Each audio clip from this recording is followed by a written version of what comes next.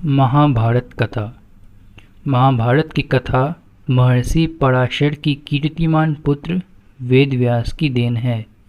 व्यास जी ने महाभारत की यह कथा सबसे पहले अपने पुत्र सुखदेव को कंठस्थ कराई थी और बाद में अपने दूसरे शिष्यों को। मानव जाति में महाभारत की कथा का प्रसार महर्षि वैशंपायन के द्वारा हुआ था। वैशंपायन व्यास जी के प्रमुख शिष्य थे। ऐसा माना जाता है कि महाराजा परीक्षित के पुत्र जन्मेजय ने एक बड़ा यज्ञ किया। इस महायज्ञ में सूत प्रसिद्ध पौराणिक सूत जी भी मौजूद थे। सूत जी ने समस्त ऋषियों की एक सभा बुलाई। महर्षि शौनक इस सभा के अध्यक्ष हुए। सूत जी ने ऋषियों की सभा में महाभारत की कथा प्रारंभ की कि महाराजा शांतनु के बाद उसके पुत्र चित्रांगद हस्तिनापुर की गद्दी पर बैठे। उनकी अकाल मृत्यु हो जाने पर उनके भाई विचित्रवीर्य राजा हुए। उनके दो पुत्र हुए, धृतराष्ट्र और पांडु। बड़े बेटे धृतराष्ट्र जन्म से ही अंधे थे, इसीलिए उस समय की नीति के अनुसार पांडु को गद्दी पर बैठाया गया। पांडु ने कई वर्षों तक राज किया।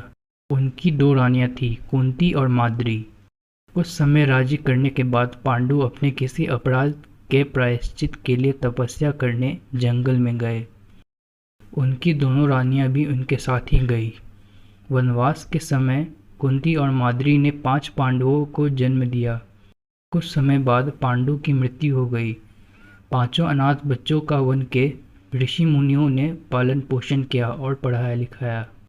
जब युधिष्ठिर 16 वर्ष के हुए तो ऋषियों ने 5 कुमारों को हस्तिनापुर ले जाकर पितामह भीष्म को सौंप दिया। 5 पांडव बुद्धि से तेज और शरीर से बली थे। उनकी प्रखर बुद्धि और मधुर स्वभाव ने सबका मोह लिया था।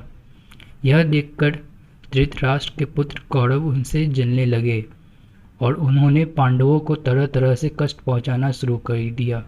दिन पर दिन कौरवों और पांडवों के बीच वैर भाव बढ़ता गया। अंत में पितामह भीष्म ने दोनों को किसी तरह समझाया और उनके बीच संधि कराई। भीष्म के आदेशानुसार कुरु राज्य के 2 हिस्से हो गए। कौरव हस्तिनापुर में ही राज्य करते थे और पांडवों को एक अलग राज्य दे दिया गया, जो आगे चलकर इंद्रप्रस्थ के नाम से मशहूर हुआ। इस प्रकार कुछ दिन शांति रही। उन दिनों राजा के लोगों में चौसर खेलने का बड़ा आम रिवाज था। राज्य तक की बाजियां लगा दी जाती थीं। इस रिवाज के मुताबिक एक बार पांडवों और कौरवों ने चौपड़ खेला। कौरवों की तरफ से कुटिल शकुनी खेला। उसने युधिष्ठिर को हरा दिया। इसके फलस्वरूप पांडवों को राज्य छीन गया और उनके 13 वर्ष का वनवास भोगना पड़ा। उसमें एक शर्त यह भी थी कि 12 वर्ष के वनवास के बाद 1 वर्ष अज्ञातवास करना होगा। उसके बाद उनका राज्य उन्हें लौटा दिया जाएगा।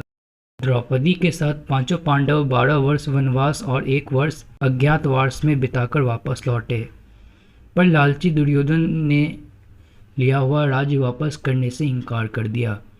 अतः पांडवों को अपने राज्य के लिए लड़ना पड़ा। युद्ध में सारे कौरव मारे गए। तब पांडव उस विशाल साम्राज्य के स्वामी हुए। इसके बाद 36 वर्ष तक पांडवों ने राज्य किया और अपने पोते परीक्षित को राज्य देकर द्रौपदी के साथ तपस्या करने हिमालय चले गए। संक्षेप में यही महाभारत की कथा है।